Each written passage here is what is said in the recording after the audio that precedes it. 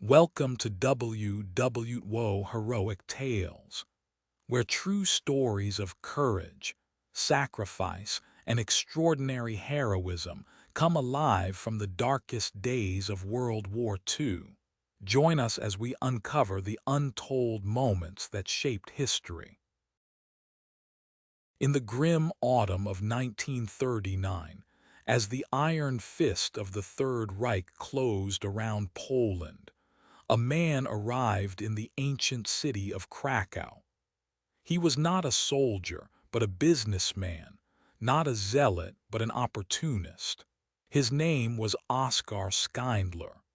Born in 1908 in Svitavy, then part of Austria-Hungary, Schindler was a Sudeten German, a man who lived for the thrill of the deal and the pleasures of life.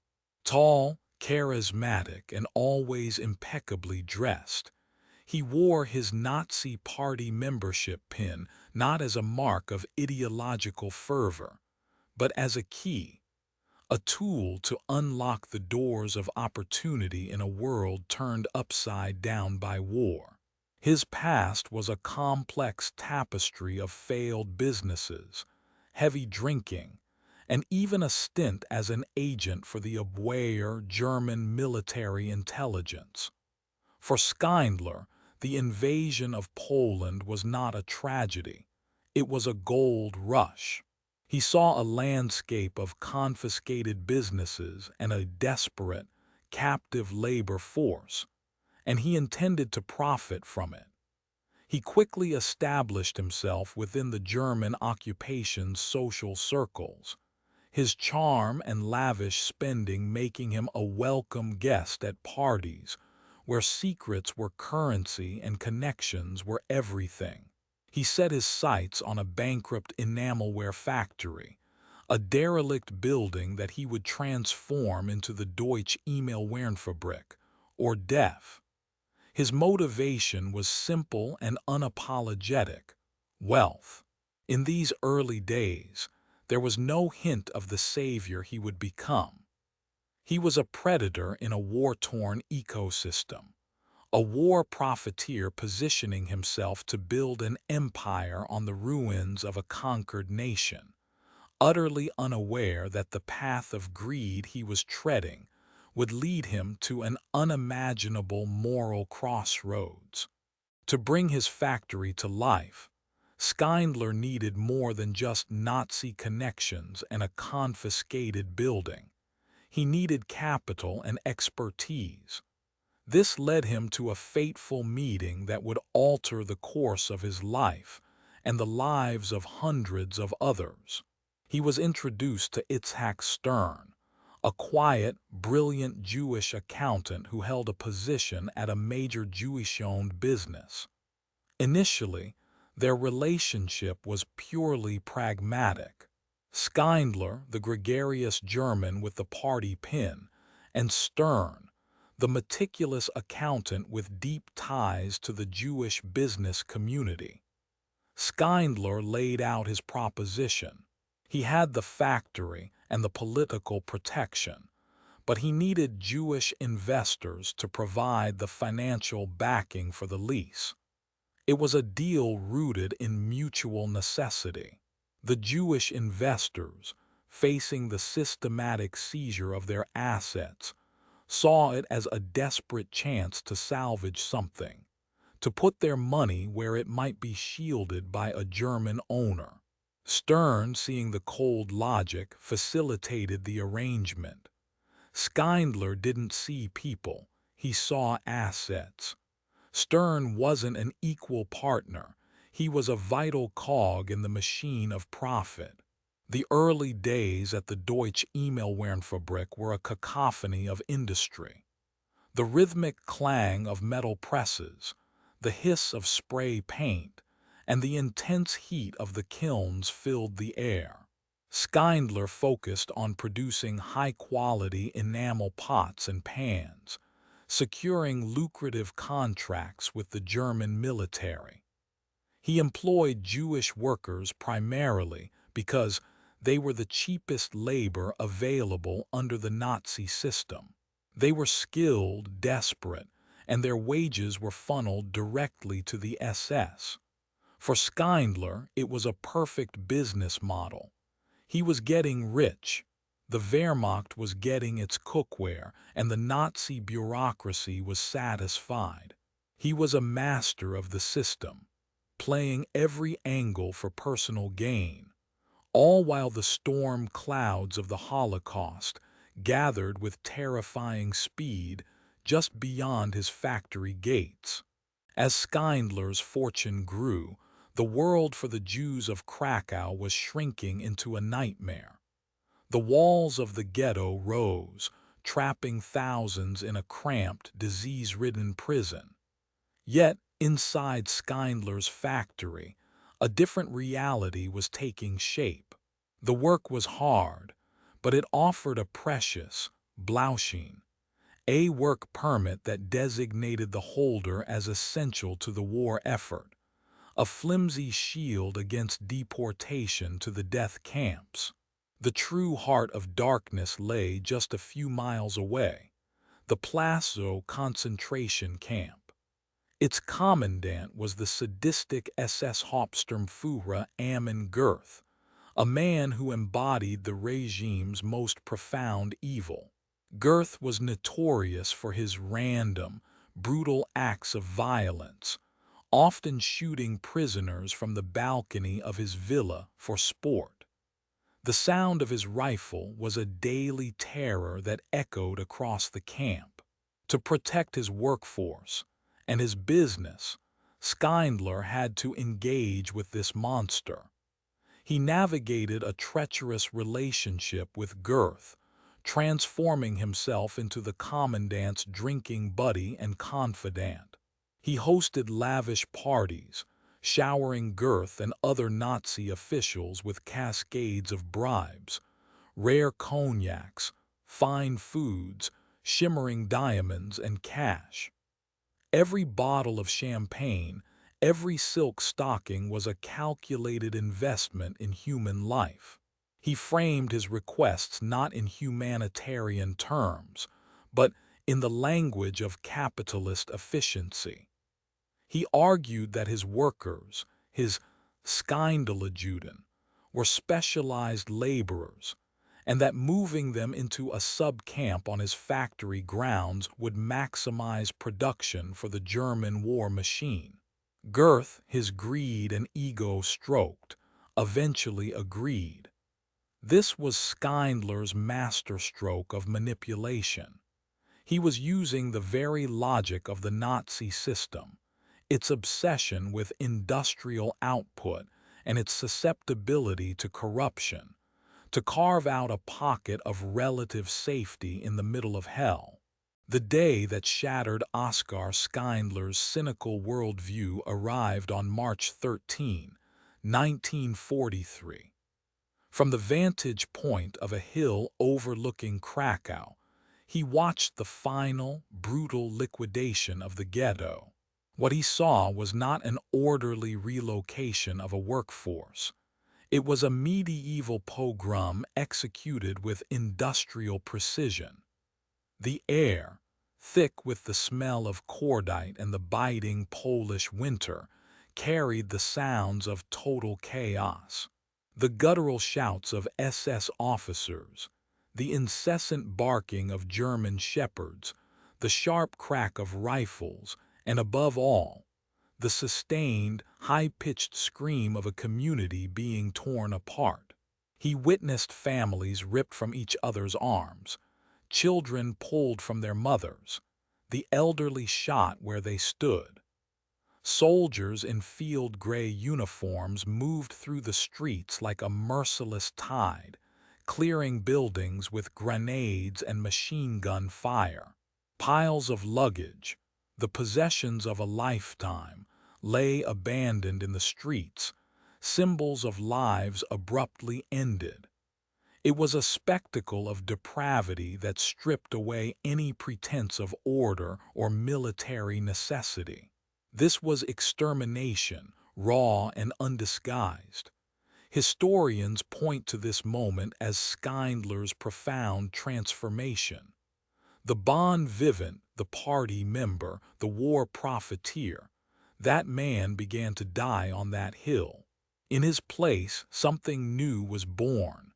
A man tormented by his conscience, horrified by the barbarity of the regime he had so profitably served.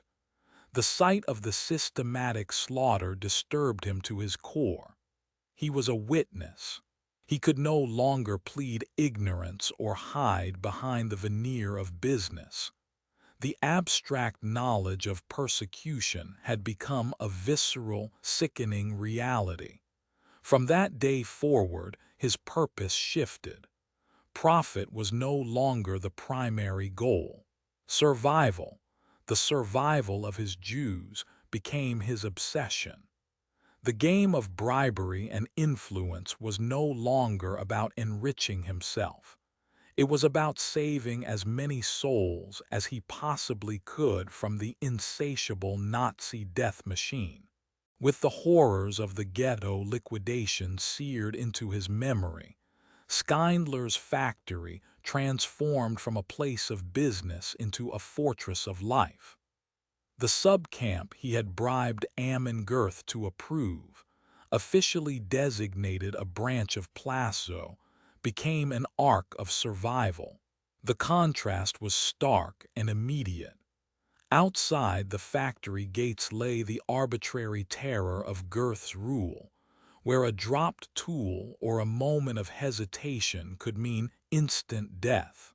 Inside, under Schindler's protection, there was order, discipline, but no sadism. He forbade the SS guards from entering the factory floor and committing acts of violence against his workers, an act of defiance that could have cost him his life.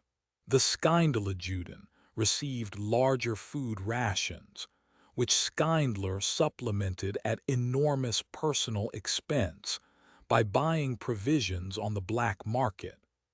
The clanging machinery of the enamelware plant became the rhythm of life, a sound that drowned out the gunfire from Plaszow. Schindler walked the factory floor daily, his imposing figure a symbol of security. He knew his workers by name, learning their stories, offering a word of encouragement. He even allowed them to observe Jewish religious traditions in secret, a small but powerful act of restoring their humanity. He mastered the art of deception on a grand scale, to keep his factory designated as essential to the war effort. He falsified production records and created phantom jobs. He argued to Nazi officials that the small hands of children were necessary for polishing the inside of shell casings, saving dozens from the gas chambers. His entire fortune, amassed through calculated opportunism, was now being liquidated to fuel his rescue operation. Every diamond, every case of brandy, every bundle of cash was meticulously deployed to keep the gears of his sanctuary turning and the inspectors and SS officers at bay. He was playing the most dangerous game of his life, wagering everything he had against the monstrous bureaucracy of the final solution. By late 1944, the relentless advance of the Soviet Red Army signaled the beginning of the end for the Third Reich in the East. For the Jews of Plaszow, this was not a promise of liberation, but a death sentence. The SS began liquidating the camps, dismantling the infrastructure of slave labor and murder, and shipping the remaining prisoners to extermination centers like Auschwitz. Schindler's factory and its workers were directly in the path of this final wave of destruction. His subcamp was ordered closed, its inhabitants slated for transport. It was in this moment of ultimate crisis that Schindler undertook his most audacious gamble. He would not abandon his people. Instead, He proposed the impossible.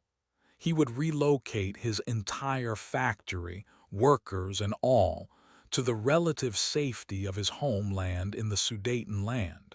He pitched the idea to the highest echelons of the Nazi war machine, arguing that his factory's production of artillery shells was too vital to lose. It was a brilliant, desperate lie. Armed with a fortune in bribes, he secured permission to move his operations to a dilapidated factory in Brünnlitz, Czechoslovakia. This act gave birth to the most famous document of his entire operation, the list. Working feverishly by lamplight with Itzhak Stern and others, Schindler compiled the names of those he would save. The rhythmic clatter of the typewriter became a sound of hope, each keystroke a defiance of fate. This was not a list of assets or employee numbers. It was a catalog of human lives. Men, women, children, around 1,200 names in total. Every name added was a soul purchased from Amon Göth and the SS, each one costing a fortune in diamonds and black market goods. The list was everything. It was an official manifest, a bureaucratic shield. To be on the list was to have a chance. To be left off was certain death. As the final names were typed, Schindler had spent nearly his entire fortune. The list was life itself. The journey from Plaszow to Brünnlitz was a perilous passage between two circles of hell. The men on Schindler's list were packed into cattle cars and sent first to Gross-Rosen concentration camp, where they endured weeks of starvation and brutality before Schindler could intervene and reroute them. The women's journey was even more horrific. Through a bureaucratic nightmare, their train was sent directly to the gates of Auschwitz-Birkenau. For weeks, they lived in the shadow of the crematoria, on the very edge of extinction. Schindler, upon learning of the diversion, raced to intervene. He dispatched his personal secretary, armed with diamonds and threats of reporting corrupt officials, to bribe the camp commandant and secure their release, an almost unheard-of feat. When the two groups were finally reunited at the new factory in Brünnlitz, they were shadows of their former selves, but they were alive. The Brünnlitz factory was supposed to be a vital production center for WW2 rocket parts and artillery shells. In reality, it was a massive sham. Schindler, with the quiet complicity of his workers and a sympathetic factory manager, orchestrated a campaign of deliberate, systemic sabotage. The machinery was calibrated to produce shells that were consistently defective, failing quality control inspections. Not a single usable shell ever left the factory. He poured his last remaining funds not into war production, but into survival.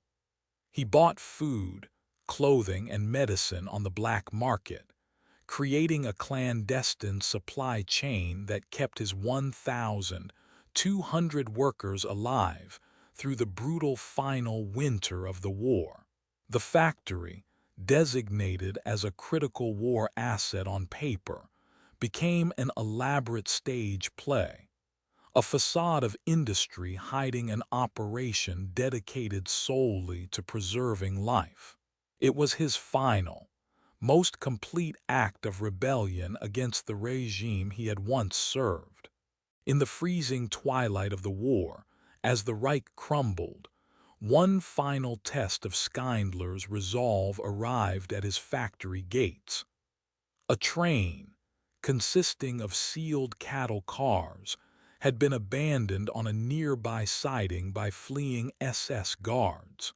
Inside were approximately 120 Jewish men from a Galso subcamp of Auschwitz, who had been trapped for over 10 days without food, water, or sanitation. They were near death from starvation and frostbite, frozen to the floor of the cars. The local German authorities wanted nothing to do with them, but when Schindler was informed, he did not hesitate. He declared that the men were his workers and demanded they be brought to his factory. His wife, Emily Schindler, who had been a quiet but essential partner in the entire rescue operation, immediately organized a makeshift infirmary within the factory. The doors of the cars were pried open with crowbars, revealing a scene of unimaginable suffering. The living were barely distinguishable from the dead. Schindler himself helped carry the emaciated survivors into the warmth of the factory.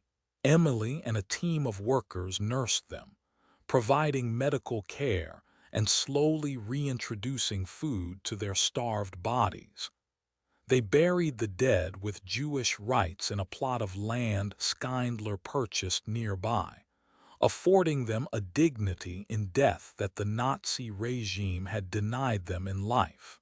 This act, coming in the final chaotic days of the war when he could have simply focused on his own escape, revealed the totality of his transformation. There was no profit to be made here, no strategic advantage to be gained. It was an act of pure, unhesitating compassion. He had taken responsibility not just for the people on his list, but for any victim of the Holocaust he could reach. He was no longer just protecting his assets. He was a true rescuer, committed to saving any life he could, right up to the final moments of the conflict. On May 8, 1945, the war in Europe officially ended. The following day, the Soviet army arrived to liberate Brünnlitz. For the Schindler-Juden, it was the dawn of a new life. But for Oskar Schindler, it was the beginning of a new peril. As a member of the Nazi Party and the Abwehr, he was a marked man, certain to be arrested by the advancing Soviets. He had to flee. In the final hours before his departure, the people he had saved gathered for an emotional farewell. They presented him with two gifts that would become legendary. The first was a letter, signed by all the workers, testifying to his actions and pleading for his humane treatment by the Allies. The second was far more profound. A worker, a jeweler by trade, had secretly fashioned a ring from gold fillings collected from the mouths of his fellow survivors. Literally, the last worldly possessions of a people who had lost everything. Inside the simple gold band, they engraved a line from the Talmud, the central text of Rabbinic Judaism. The Hebrew inscription read, "Whoever saves one life saves the world entire." As they placed the ring on his finger, the immense gravity of the moment settled over the factory floor.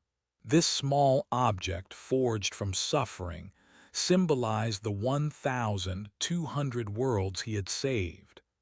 Schindler, the swaggering industrialist, was overwhelmed, reportedly breaking down in tears.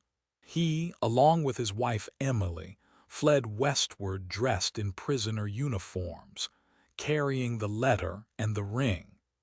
They had started their journey in Poland as wealthy opportunists and were leaving as penniless fugitives, their only real treasure the lives they had rescued. The Talmudic phrase on that ring would come to define his legacy, a powerful testament to the idea that even in the darkest abyss of human history, The actions of one individual can radiate with the light of the entire world. Oskar Schindler's life after the war was a stark contrast to the drama and purpose of his rescue operation. He was a hero without a home. His business ventures in Germany and later Argentina all ended in failure. The charisma and nerve that allowed him to outwit the SS did not translate to peacetime commerce. He lived in near poverty, often supported by financial assistance from the very Schindler he had saved. They never forgot him, organizing funds and staying in contact with their savior for the rest of his life. Official recognition came slowly. In 1962, Yad Vashem, Israel's official memorial to the victims of the Holocaust, bestowed upon him and his wife Emily the title of Righteous Among the Nations. It is the highest honor Israel gives to non-Jews who risked their lives to save Jews during the Holocaust. Schindler was invited to plant a tree in the Garden of the Righteous, a living monument to his courage. He died in 1974, impoverished and in relative obscurity. According to his wishes, his body was brought to Israel for burial in the Catholic Franciscan Cemetery on Mount Zion in Jerusalem. He remains the only member of the Nazi Party to be honored with burial on that sacred ground. His story, however, was far from over. It was catapulted to global fame first by Thomas Keneally's 1982 novel Schindler's Ark, and then by Steven Spielberg's monumental 1993 film Schindler's List. Today, his legacy is not just a story, but a living, breathing reality.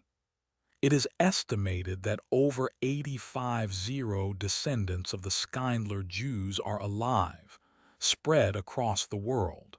His factories in both Krakow, Poland, and Brünnlitz, Czech Republic, now stand as museums and memorials, ensuring that future generations will learn of the complex, flawed, and ultimately heroic man who, faced with absolute evil, chose to save the world, one life at a time. Thank you for joining WW2 Heroic Tales. Through the stories of brave souls from World War II, we honor their memory and keep their legacy alive for history and generations to come.